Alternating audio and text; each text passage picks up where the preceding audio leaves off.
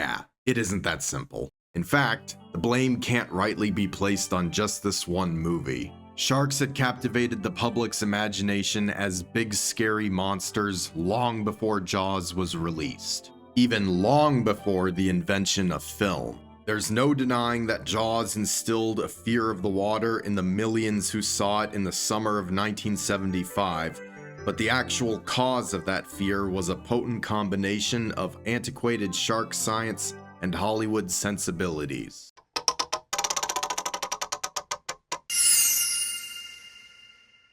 So let's set the stage. Jaws, directed by Steven Spielberg and released in the summer of 1975, tells the story of a killer shark that terrorizes the fictional Amity Island, attacking and killing innocent beachgoers and eventually leading three men, Matt Hooper, Quint, and Martin Brody, to hunt it down.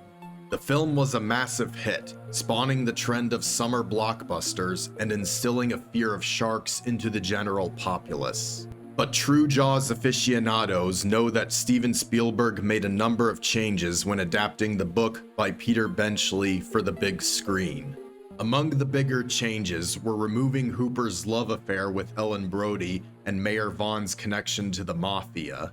But some smaller yet significant changes center around the shark's portrayal, primarily to beef up its villainous presence. Let's run through three key examples.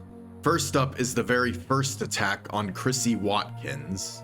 In the novel, the shark first does an exploratory bite, biting off Chrissy's leg. Upon realizing she's being attacked, Chrissy makes a mad dash back for the shore, only for the shark to finish her off in a manner characteristic of great white sharks, breaching and chomping. In the movie, the shark does the exploratory bite, but then immediately begins thrashing her around before she can attempt to get away, and a lot of the motions the shark would have to make to achieve this would be difficult, if not impossible, for any fish, let alone one that's 20 feet long. But seeing her struggle and scream before being pulled underneath the water certainly made a strong first impression on audiences in 1975. Next up is the cage attack. In the novel, Hooper is more preoccupied with taking pictures of the shark and thinks that it's going to pass him by, allowing him time for more pictures before sticking it with the poison.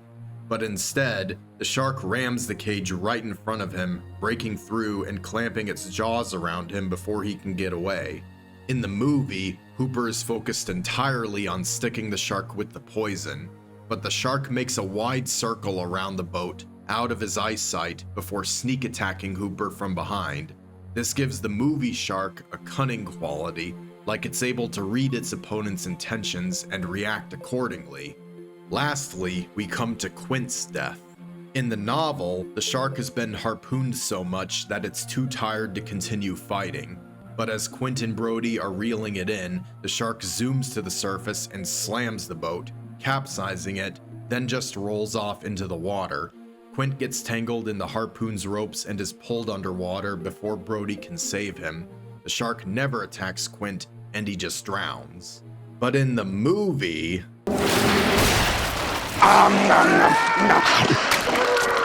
all of these changes combine to make the shark a more menacing presence for the movie. So the question to ask is this: would a more faithful adaptation of the book be more or less scary? In my opinion, a more faithful adaptation would put the movie more in line with all the Z-grade copycat shark movies that Jaws spawned. Movies which all stem from the same outdated science that informed Peter Benchley when writing Jaws, and that science is rogue shark theory.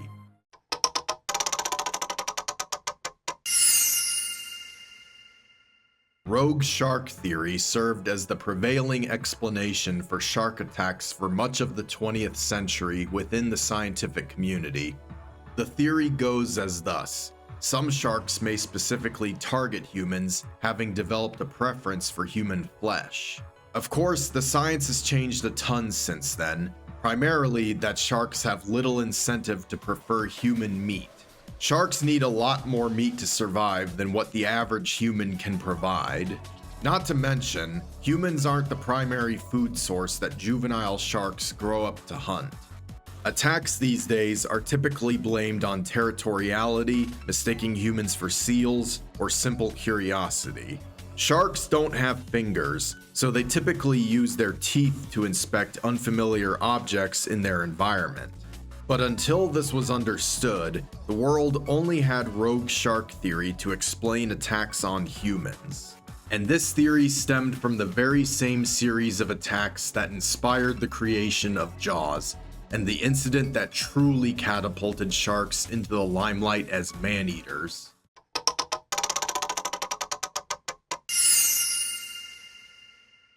In the summer of 1916, the New Jersey coast was racked by a series of 5 shark attacks that shook local communities to their core.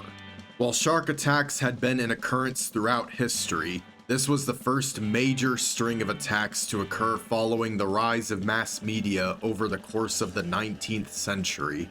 The first attack occurred on July 1st, with the final one occurring July 12th. The media was quick to run with the story, but it was tempered by input from the scientific community. The general consensus was that the attack was a one-time thing, and that beachgoers shouldn't be afraid to go swimming for fear of man-eaters. Then the following attacks happened.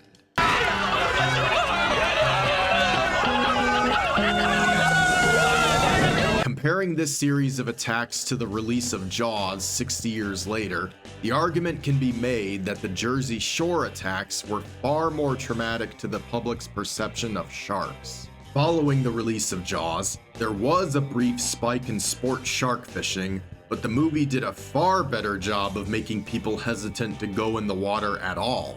But following the Jersey Shore attacks,